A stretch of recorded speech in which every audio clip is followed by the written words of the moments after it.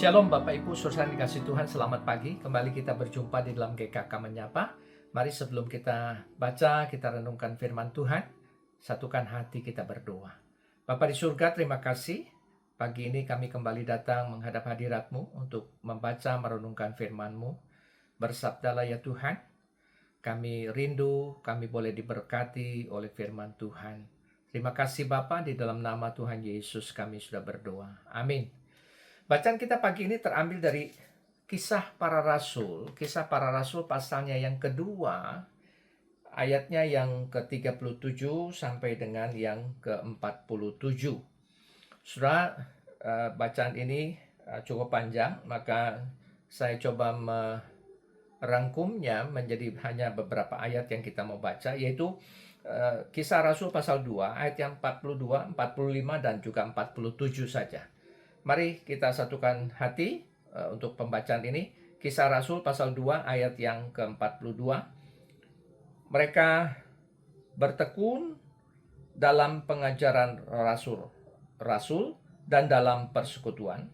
Dan mereka selalu berkumpul untuk memecahkan roti dan berdoa.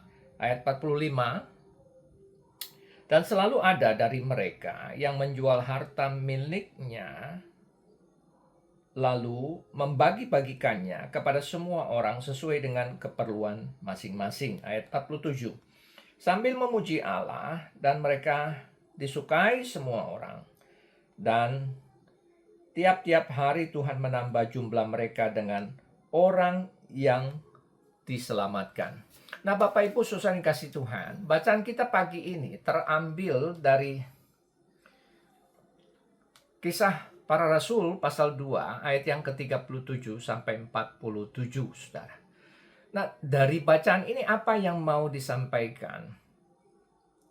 Sesungguhnya bacaan ini bicara tentang cara hidup jemaat mula-mula, saudara.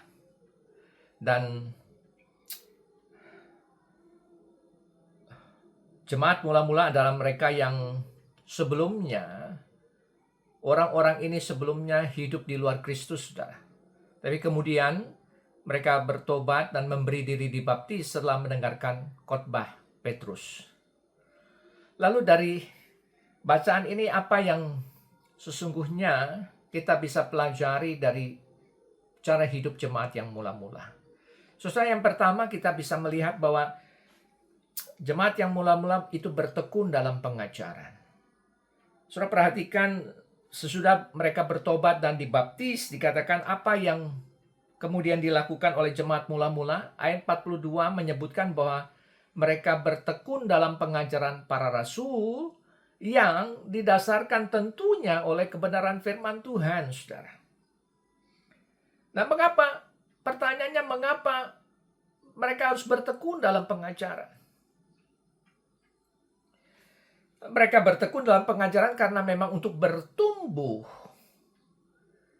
tentunya butuh waktu dan juga butuh proses yang harus dijalani secara kontinuitas, saudara.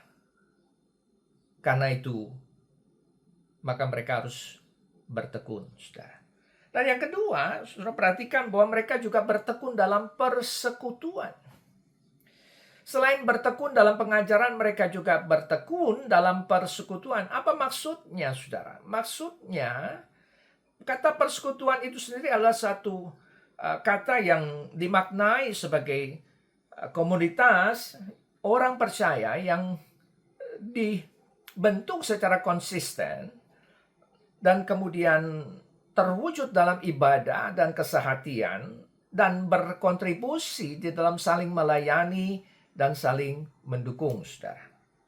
Nah, cara hidup yang ditunjukkan jemaat mula-mula ini justru yang membuat mereka tetap bersatu dan saling peduli satu sama lain.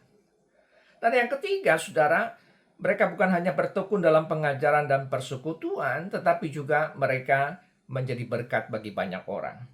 Saudara, sesudah bertekun dalam pengajaran dan persekutuan, mereka menyadari benar bahwa hidup mereka harus jadi berkat.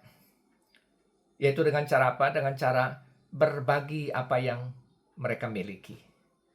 Nah, dengan cara demikian, saudara, kita membaca bahwa jemaat mula-mula itu mereka bukan hanya dicukupi kebutuhannya, tetapi cara hidup mereka itu juga menjadi kesaksian, saudara, bagi banyak orang, sehingga menggerakkan banyak orang untuk kemudian datang dan dimenangkan bagi Tuhan.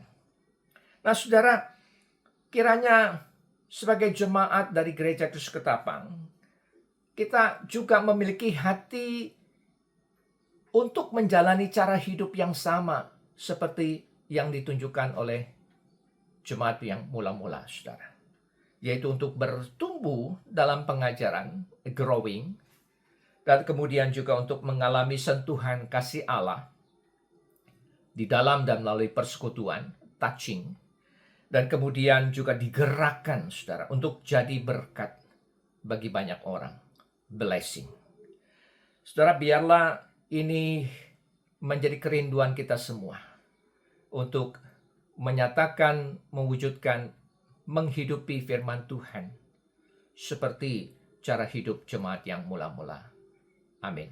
Tuhan Yesus memberkati kita semua. Mari satukan hati kita berdoa. Bapa di surga, terima kasih untuk firman-Mu, dan biarlah Tuhan yang menolong kami untuk bukan hanya menjadi merenungkan firman Tuhan, membaca firman Tuhan, tapi juga menghidupi firman-Mu dalam setiap aspek kehidupan yang kami jalani hari ini dan hari-hari selanjutnya. Di dalam nama Tuhan Yesus, kami juga serahkan seluruh kegiatan kami sepanjang hari ini dalam tangan kasih-Mu, Tuhan yang memberkati, Tuhan yang menuntun setiap kami. Di dalam nama Tuhan Yesus kami berdoa. Amin. Selamat pagi, selamat beraktivitas Bapak Ibu saudara dikasih Tuhan. Tuhan Yesus memberkati kita semua. Amin.